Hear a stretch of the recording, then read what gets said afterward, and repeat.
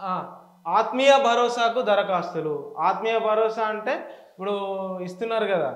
ఆత్మీయ భరోసాకి దరఖాస్తులు అంటే భూమి లేకుండా వ్యవసాయం ఎవరైతే చేస్తున్నారో ఆ కౌలు రైతుకు సంబంధించి వాళ్ళకి భరోసా, వాళ్ళకి 12,000 రూపాయలు గవర్నమెంట్ నుంచి మీకు భరోసా కల్పిస్తామని చెప్పి సంవత్సరానికి 12,000, అది సంవత్సరానికి 12,000 మేము భరోసా కల్పిస్తాం మీకు అని గవర్నమెంట్ ఏదైతే హామీ ఇచ్చిందో దానికి సంబంధించిన ఫామ్స్ ఒకసారి చూసుకునే ప్రయత్నం చేద్దాం.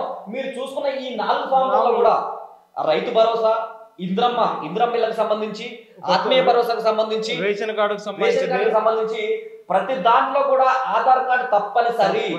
ఆధార్ కార్డు, రైతు భరోసా అయితే ఆధార్ కార్డుతో పాటు మీ పట్టా పాస్బుక్ క్లియర్ గా ఉండాలా. రేషన్ కార్డుకి అయితే ఎవరైతే ఇంట్లో ఒక 4 ఉన్నారో ఆ 4 ఆధార్ కార్డులు పర్ఫెక్ట్ గా ఉండాలి. తర్వాత ఏదైతే ఇందిరమ్మ ఇళ్ళకు సంబంధించి ఉందో, మీరు ఏదైతే మీ భూమి ఉందో, మీరు ఒక 120 గజాలు గజాలకు సంబంధించి గ్రామ పంచాయతీ నుంచి మీరు అక్కడ పర్మిషన్ తీసుకోవాల్సిన అవసరం ఉంటుంది. మనం ఓన్లీ ఫామ్ ఫిల్ చేస్తున్నట్టు కదా, ప్రతిదీ ప్రూఫ్ జిరాక్స్ పెట్టాలి వెనక సైడ్. ఎవిడెన్స్ లేనిది ఇక్కడ పనులు అవ్వట్లేదు. గ్రామం పేరు రాసుకుందాం, గ్రామం పేరు, మండలం పేరు, మన పూర్తి పేరు, పూర్తి పేరు ఇప్పుడు కొంతమంది ఇంటి పేరుతో సహా రాయాలి. ఎమ్ము అట్లా అవ్వదు, ఇంటి పేరు ఏదైతుందో దాన్ని రాసి సంథింగ్ రాయాలి.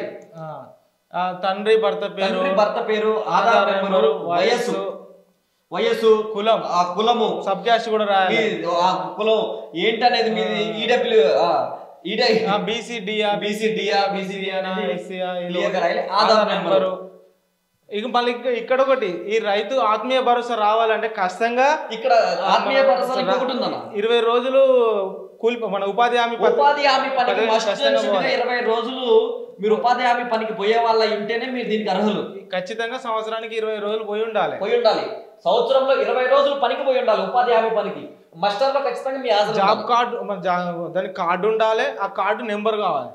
అయితే ఇక్కడ ఒకటి ఇచ్చిందన్న, ఇక్కడ ఏమి ఇచ్చిందంటే, ఇక్కడ మనం ఏదైతే మనం ఇక్కడ అప్లికెంట్ పేరు రాసినాం క్లియర్ గా, ఇక్కడ తండ్రి లేదా భర్త పేరు అని చెప్పి ఇచ్చారు కదా. మహిళదైతేనేమో భర్త పేరు లేకపోతే భర్త పేరు ఉంటుంది. ఇప్పుడు ఇక్కడ పురుషుడి అయితేనేమో తండ్రి పేరు ఉంటుంది. కాబట్టి వాళ్ళకి సంబంధించిన వాళ్ళకి ఏవైతే సంబంధించిన రక్తకులు ఉన్నారో వాళ్ళ ఆధార్ కార్డు నెంబర్ ఇక్కడ రాయాలి. వాళ్ళ బంధువుకు సంబంధించి ఎవరైతే వారసత్వానికి సంబంధించిన వాళ్ళు వాళ్ళు రాయాలి. ఇక్కడ అప్లికెంట్ ఆధార్ నెంబర్, ఇక్కడ ఆత్మీయ భరోసాలో 2 ఆధార్ నెంబర్లు క్లియర్ గా అడుగుతున్నారు. అక్కడ ఇక్కడ జాబ్ కార్డ్ నెంబర్ అంటే 20 రోజులు ఖచ్చితంగా పోయిన తర్వాత మనకు కార్డు ఇస్తారు, జాబ్ కార్డు ఉంటుంది.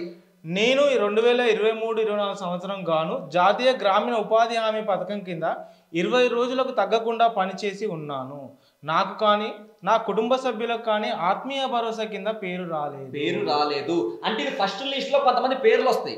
ఇప్పుడున్న సిచ్యువేషన్ లో ఫస్ట్ లిస్ట్ ఏదైతే రిలీజ్ చేశారో దాంట్లో కొంతమంది పేర్లు వస్తాయి. ఇది ఆ పేర్లు రాని తర్వాత అప్లై చేసే వాళ్ళది ఇది ఈ ఫాము. దాంట్లో కూడా క్లియర్ గా మీరు చేయాలి, కుటుంబ సభ్యుల వివరాలు క్లియర్ గా మెన్షన్ చేయాలి.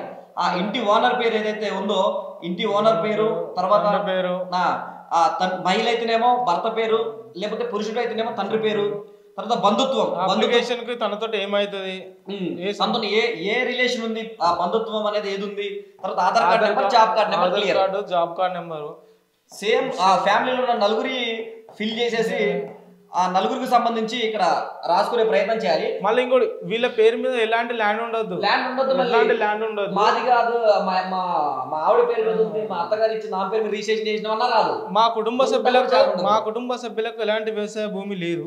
కావున ఆత్మీయ భరోసా కింద మంజూరు చేయాల్సిందిగా ప్రార్థిస్తున్నా. నాకు ఎట్లాంటి భూమి లేనందునే ఉపాధి హామీ పథకానికి పోతున్నా అని నువ్వు డిక్లేర్ చేసినావు కాబట్టి నీ పేరు మీద ఎలాంటి ల్యాండ్ కూడా లేదు. ఇంకొకటి, నాకు అత్తగారు ఇచ్చిన మా ఆవిడ పేరు మీద 10 గుంటలు ఉందన్నా ఎవరు నీకు. తర్వాత ఏది చూసుకున్నా ఇక్కడ క్లియర్ గా డిక్లరేషన్ మాత్రం పక్కా ఇచ్చిండు. డిక్లరేషన్ తోనే ఉంది అంతా ముడిపడి. ఎందుకంటే దగ్గర ఒక అప్లికేషన్ వచ్చిందంటే ఒక 200 అప్లికేషన్ ఫెయిల్ అయిపోతాయి. ఎందుకంటే ఫేక్ ఇన్ఫర్మేషన్ ఇచ్చేవాళ్ళు, సర్టిఫికెట్ పెట్టేవాళ్ళు, డీటెయిల్స్ నో మ్యాచ్ ఉంటే ఆ రాము అయితే రామచంద్ర అని రాస్తారు రిచ్ గా.